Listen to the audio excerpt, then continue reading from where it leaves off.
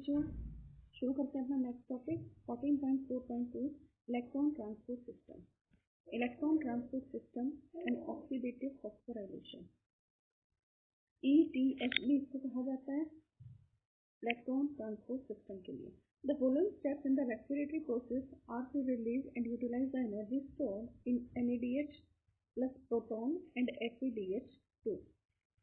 अब जो respiratory process से हमें ये जो प्रोडक्ट्स मिले हैं हमारे NADH है, FeDH2 है, जिसके अंदर हमारी एनर्जी स्टोर होती है, जिससे हमें ATP को बाहर निकालना है। तो फॉलोइंग स्टेप्स इसके अंदर इंक्लूडेड होते हैं। This is accomplished when they are oxidized through the ETF। ऐसा तब होता है जब इनका ऑक्सीडेशन किया जाता है थ्रू इलेक्ट्रॉन ट्रांसपोर्ट सिस्टम के, and the electrons are passed on to oxygen resulting in the formation of water. और क्या होता है, इलेक्ट्रॉन्स पास होकर कहाँ जाते हैं, ऑक्सीजन के पास जाते हैं, और जिससे कि वाटर की फॉर्मेशन होती है। The metabolic pathway through which the electron passes from one carrier to another. जो मेटाबॉलिक पाथवे यूज होता है इलेक्ट्रॉन को पास करने में, कहाँ, एक कैरियर से दूसरे कैरियर के पास, उस पाथवे को इलेक्ट्रॉन ट्रांसपोर्ट सिस्टम कहा जाता है। उस पाथवे को इलेक्ट्रॉन ट्रांसपोर्ट सिस्टम कहा जाता है। It is present in the inner mitochondrial membrane. और ये कहाँ प्रेजेंट होता है, इनर माइटोकॉन्ड्रियल मेम्ब्रेन के अंदर प्रेजेंट होता है। इलेक्ट्रॉन फ्रॉम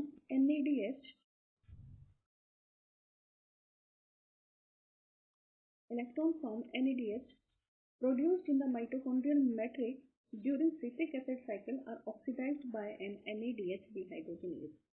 क्या कह रहा है वो, ये कह रहा है कि जो इलेक्ट्रॉन्स प्रोड्यूस हुए थे, इलेक्ट्रॉन्स NADH से जो इलेक्ट्रॉन निकलते हैं माइटोकॉन्ड्रियल मैट्रिक्स में सिट्रिक एसिड साइकिल के दौरान, उनको ऑक्सीडाइज किया जाता है। कौन सी एंजाइम के साथ, NADH डिहाइड्रोजिनेज के साथ, NADH डिहाइड्रोजिनेज के साथ। ये इंपॉर्टेंट है, इसको स्टार्ट करिए।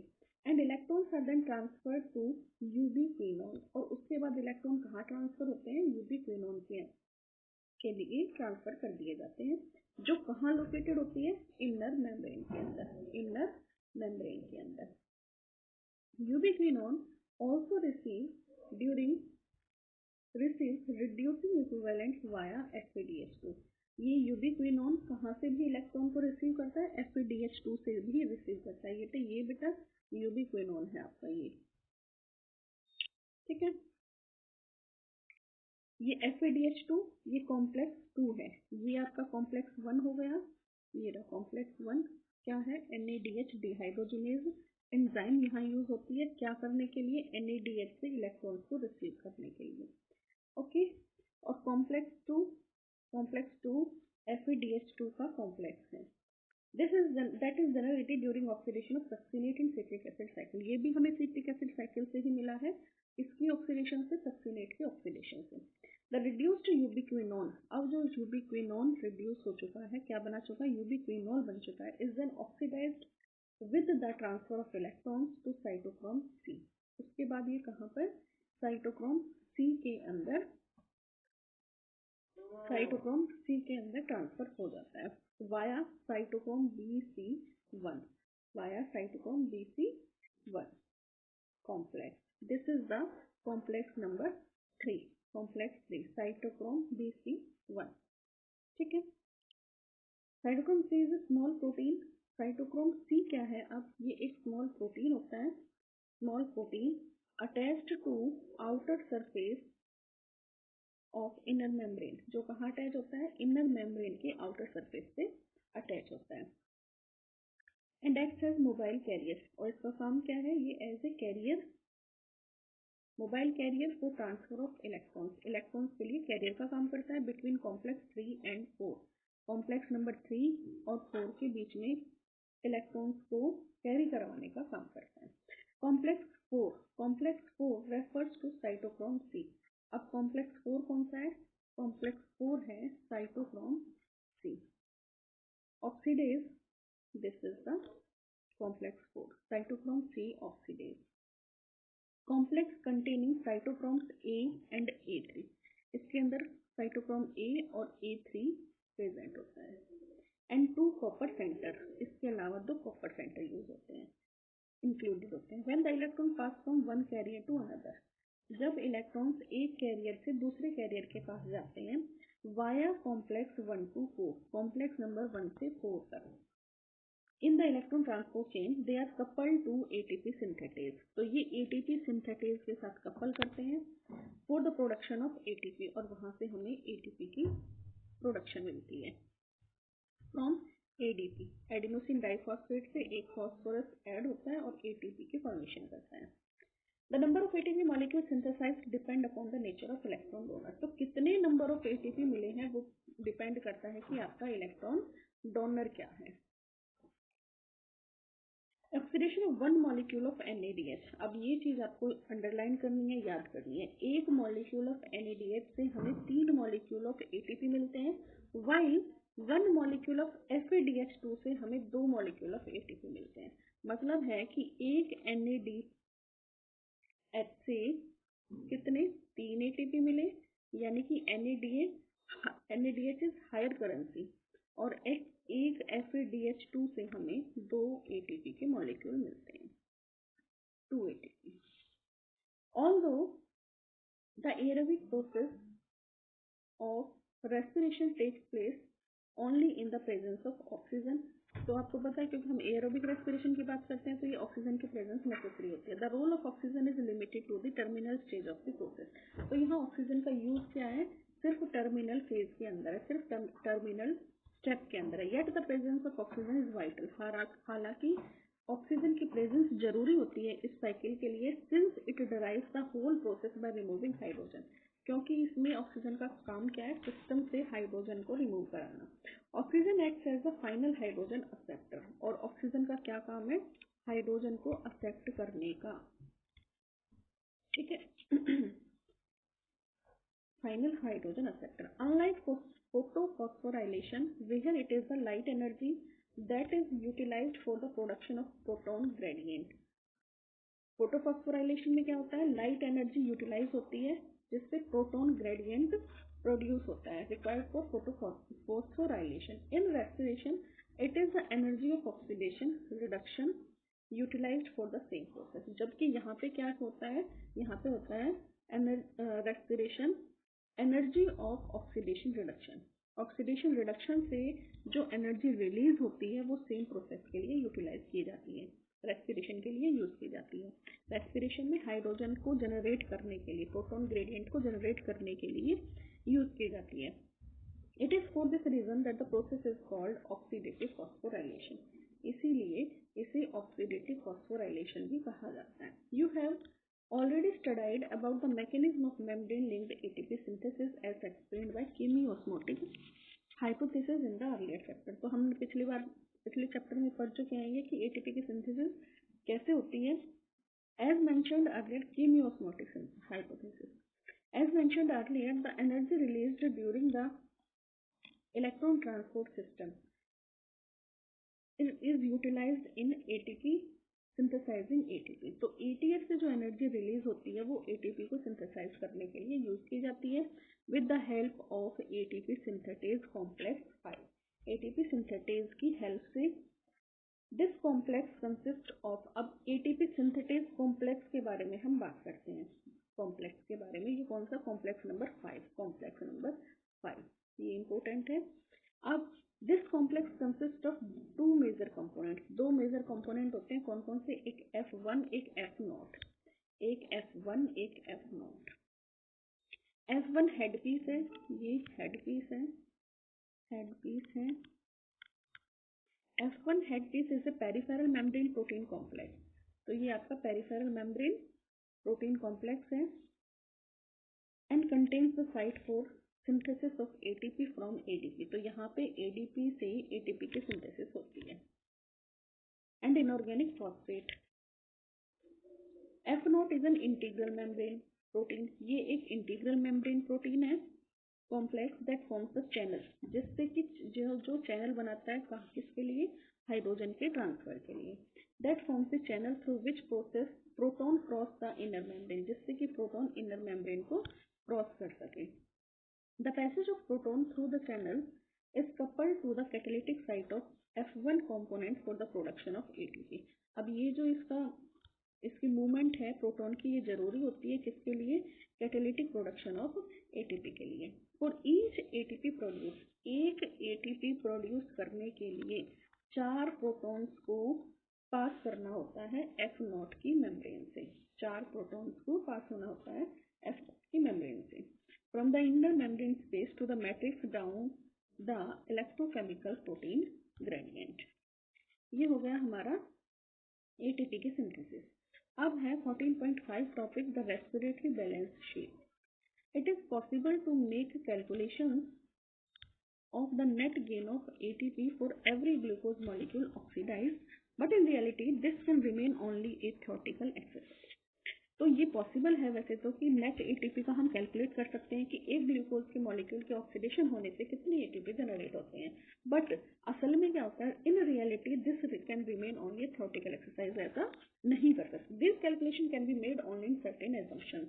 ये कैलकुलेशन कुछ एजम्पशंस को मान के ही की जा सकती है। जैसे कि फर्स्ट एजम्पशन है, there is a sequential orderly pathway functioning with one substrate forming the next and with glycolysis, TCA cycle and ATS pathway following one after other। ये एक सीक्वेंशियल रिएक्शन होती है, ऑर्डर में होती है, जिसमें एक के बाद एक स्टेप फॉलो होता है। सबसे पहले ग्लाइकोलिसिस होता है, फिर TCA साइकिल होगा, फिर ETS सिस्टम होगा, ETS पाथवे होगा। Second assumption, NADH synthesise in glycolysis.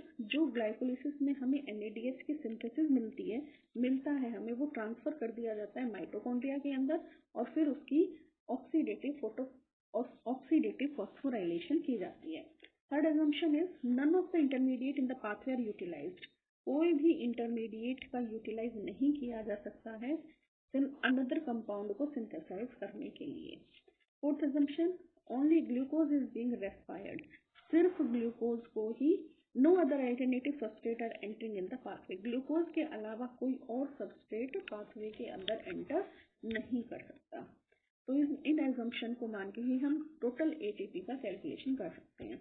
But this kind of assumptions are not really valid in a living system. लेकिन ये सारी एजम्पशंस लिविंग सिस्टम के अंदर हम वैलिड नहीं मान सकते, क्योंकि ग्लूकोज के अलावा और भी तो कार्बोहाइड्रेट होते हैं। All pathways work simultaneously. सारे के सारे पाथवे, सारे के सारे सिस्टम अल्टरनेटली, साइमल्टेनियसली यानी कि एक साथ फॉलो होते हैं and do not take place one after another, और एक के बाद एक नहीं होता। तो अगर हम अपनी एजम्पशन को ले तो एक के बाद एक अगर प्रोसेस होती है तभी हम कैलकुलेट कर सकते हैं नंबर ऑफ एटीपी प्रोड्यूस्ड को। तो hence we can not calculate in reality. Substrate enter the pathways and are withdrawn from it as and when necessary। Substrate enter भी कर सकते हैं और निकाले भी जा सकते हैं जहाँ पे जरूरत हो। ATP is utilized as when needed। ATP का भी यूटिलाइज किया जा सकता है जहाँ पे नीड हो। Enzymatic rates are controlled by multiple means. Enzymes हैं, उनकी एक्टिविटी है, बहुत सारे फैक्टर्स उनको काम करते हैं कंट्रोल करने के लिए। Yet it is useful to do this exercise to appreciate the beauty and efficiency of the living system in extraction and storing energy। Hence, there can be a net gain of 38 ATP molecule during aerobic respiration of one molecule of glucose. कहने का मतलब है aerobic respiration में oxygen की presence में एक glucose molecule की oxidation से हमें कितने 38 ATP के मॉलिक्यूल्स सिंथेसाइज होते हैं, मिलते हैं। तो बेटे ये एक इम्पोर्टेंट जनरलाइजेशन है जिसे हमें याद रखना है।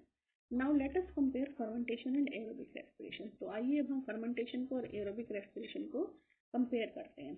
Fermentation accounts for only a partial breakdown. तो फर्मेंटेशन क्या होती है? पार्शियल ब्रेकडाउन है ग्लूकोज का। Whereas in aerobic respiration completely glucose degrade होता है किसके अंदर? कार्बन डाइऑक्साइड प्लस में वाटर के अंदर। In fermentation there is net gain of 2 molecule of ATP. Fermentation के अंदर 2 एटीपी के मॉलिक्यूल मिलते हैं एक ग्लूकोज के मॉलिक्यूल से। एक ग्लूकोज के मॉलिक्यूल से 2 एटीपी जनरेट होते हैं। And of glucose degraded to pyruvic acid, whereas many more molecules of ATP are generated under aerobic conditions। जबकि aerobic condition में इससे कहीं ज्यादा ATP जनरेट होते हैं। NADH is oxidized to NAD positive rather slowly in fermentation। Fermentation में NADH का oxidation बहुत स्लो होता है जबकि बहुत विग्रस होता है in case of aerobic respiration. तो ये कुछ डिफरेंसेस हैं बेटा, इंपॉर्टेंट है, क्योंकि यहाँ से क्वेश्चन बनता है आपका कि फर्मेंटेशन और एरोबिक रेस्पिरेशन को कैसे डिफरेंशिएट कर सकते हो। नेक्स्ट हमारा टॉपिक है 14.6 amphibolic pathway. Amphibolic pathway, glucose is the favoured substrate for respiration. Glucose respiration के लिए मेन सबस्ट्रेट होता है। All carbohydrates are usually first converted into glucose. कोई भी कार्बोहाइड्रेट अगर आप लेते हो तो सबसे पहले उसको ग्लूकोज में टूटना होता है, उसके बाद वो फर्दर यूज किया जाता है रेस्पिरेशन के लिए। Other substrate can also be respired. और भी सबस्ट्रेट हैं जिनका रेस्पिरेशन के दौरान ऑक्सीडेशन किया जा सकता है, as has been mentioned earlier, but then they do not enter the respiratory pathway at the first step. लेकिन वो फर्स्ट स्टेप नहीं बनाते। See figure 14.6 to see the point of entry of different substrate. तो अलग अलग substrate कैसे enter कर सकते हैं रेस्पिरेटरी पाथवे के अंदर, फिगर नंबर 14.6 हमें ये दिखाता है। ये देख, फैट है, कार्बोहाइड्रेट है, प्रोटीन्स है। फैट पहले टूटेगा किसके अंदर, फैटी एसिड ग्लिसरॉल के अंदर। कार्बोहाइड्रेट्स टूटेंगे सिंपल शुगर या ग्लूकोज के अंदर, और प्रोटीन्स भी टूटते हैं किसके अंदर, एमिनो एसिड के अंदर। तो क्या है कि fats would needed to break down into glycerol and fatty acid. Fats को किसमें, ग्लिसरॉल और फैटी एसिड के अंदर सबसे पहले टूटना होता है। If fatty acids were to be respired, they would first be degraded to acetyl coenzyme A and enter the pathway. अगर वो as it is ले लिए जाएं तो हम ये कहेंगे as it is रेस्पायर कर लिए जाए, रेस्पिरेशन के प्रोसेस के अंदर एंटर कर जाएं, तो सबसे पहले डिग्रेड किसके अंदर होंगे, वो एसिटाइल कोएंजाइम A के अंदर, और फिर वो पाथवे के अंदर एंटर करेंगे। Glycerol would enter the pathway after being converted to PGAL। और जो ग्लिसरॉल है फैट से टूट के बना है वो एंटर करेगा और किस में चेंज होगा, PGAL के अंदर। The proteins would be degraded by proteases and individual amino acids. और जो प्रोटीन्स हैं वो किसके अंदर, प्रोटीएज और अमीनो एसिड के अंदर डिग्रेड होंगे depending on their structure, and would enter the pathway at same stage with the Krebs cycle और इवन एज पायरुवेट और एसिटाइल कोएंजाइम A। तो आइए देखते हैं एक बार, ये आ गए, ये फैट्स और ग्लिसरॉल्स, ये किसके अंदर टूटे हैं, डाइहाइड्रोक्सी एसीटोन फॉस्फेट के अंदर, और यहाँ से ग्लिसरैल्डिहाइड 3 फॉस्फेट बनाएंगे, फाइनली पायरुविक एसिड और एसिटाइल कोएंजाइम A के अंदर ये कन्वर्ट हो जाएंगे, और फिर ये एंटर करेगा किसके अंदर, क्रेब्स साइकिल के अंदर। सेम हियर, कार्बोहाइड्रेट से ग्लूकोज 6 फॉस्फेट बना, यही वाली साइकिल ग्लाइकोलिसिस वाली साइकिल थी। और प्रोटीन कैसे, अमीनो एसिड में टूटते हैं, अमीनो एसिड से पायरुविक एसिड में टूटते हैं, फिर एसिटाइल कोएंजाइम, और फिर एंटर कर जाते हैं इस क्रेब्स साइकिल के अंदर। तो फाइनली वी कैन से कि फैट्स और प्रोटीन्स या कोई भी अदर कार्बोहाइड्रेट है पहले डिग्रेड होगा, मेनली तो ग्लूकोज बनाते हैं, और उसके बाद ग्लाइकोलिसिस चलती है, ग्लाइकोलिसिस के बाद ये क्रेब्स साइकिल के अंदर एंटर करते हैं। लेकिन अगर फैट और प्रोटीन्स को एज इट इज रेस्पायर कर लिया जाए तो ये किसके अंदर टूटेंगे, एसिटाइल कोएंजाइम A के अंदर पहले कन्वर्ट होंगे और फिर उसके बाद एंटर करेंगे क्रेब्स साइकिल के अंदर।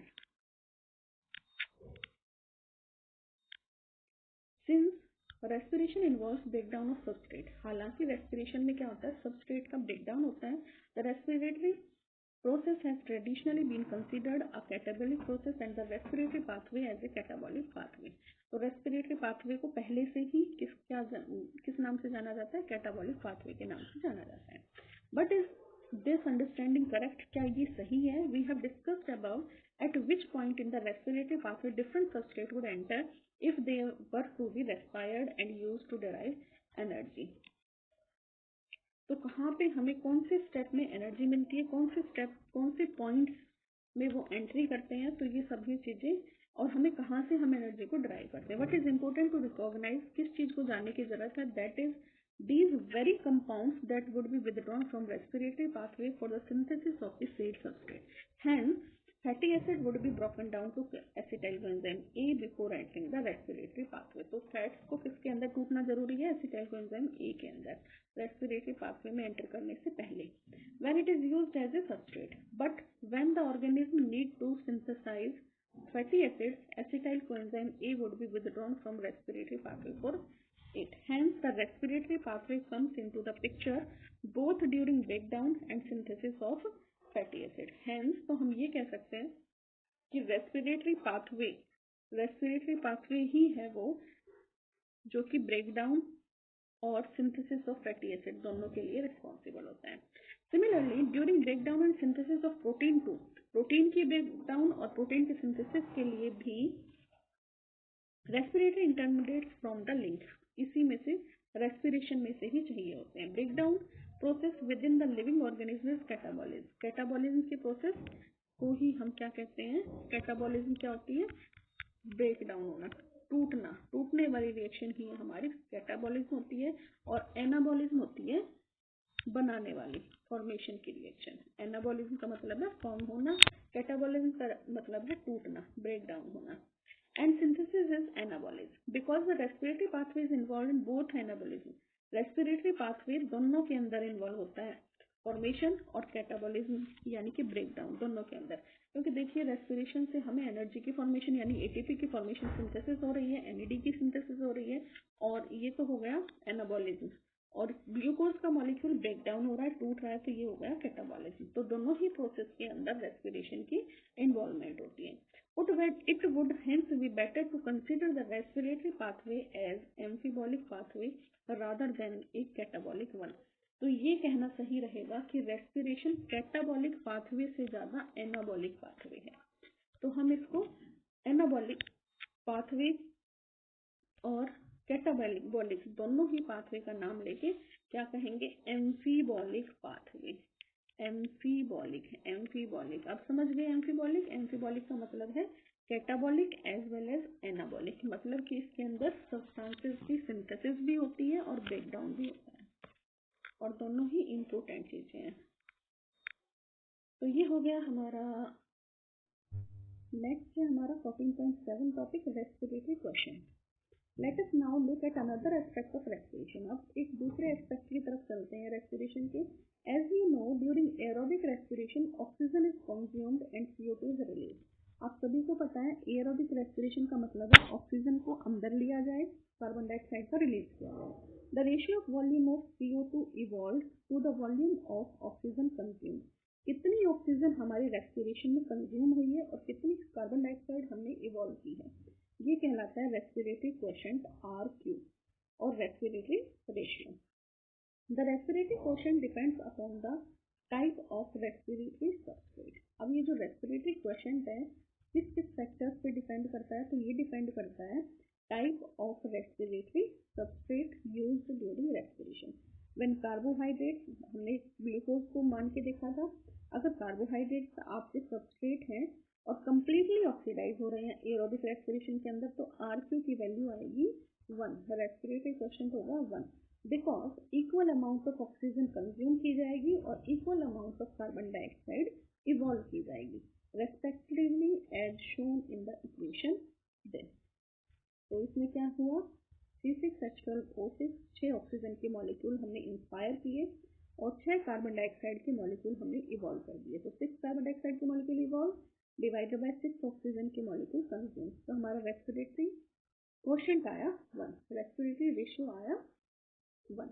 अगर हमारा ग्लूकोज की जगह सबस्ट्रेट है, रेस्पिरेटरी सबस्ट्रेट है फैट, तो ये आता है लेस देन 1. रेस्पिरेटरी क्वोशेंट आएगा लेस देन 1 बिकॉज ये हो गया फैट में हमें 145 मॉलिक्यूल ऑफ ऑक्सीजन, क्योंकि फैट्स को ऑक्सीडाइज करने के लिए ज़्यादा अमाउंट ऑफ ऑक्सीजन की नीड होती है और वहाँ से हमें मिलते हैं सिर्फ 102 molecules of carbon dioxide, 98 water molecule and energy evolve होगी. तो इसका रेस्पिरेटरी क्वोशेंट अगर हम निकालते हैं तो 102 कार्बन डाइऑक्साइड के मॉलिक्यूल डिवाइडेड बाय 145 ऑक्सीजन के मॉलिक्यूल, और ये आता है 0.7. तो we can say respiratory quotient will be less than 1 if the respiratory substrates are fats. अगर फैट्स आपने रेस्पिरेटरी सबस्ट्रेट की जगह यूज की है. When proteins are respiratory substrate, अगर प्रोटीन अब की बार हमारे सबस्ट्रेट है तो रेस्पिरेटरी क्वोशेंट आएगा 0.9. What is important to recognize? क्या मेन चीज क्या है समझने की है जो that in living organism respiratory substrate are often more than one pure protein or fat are never used as respiratory substrate.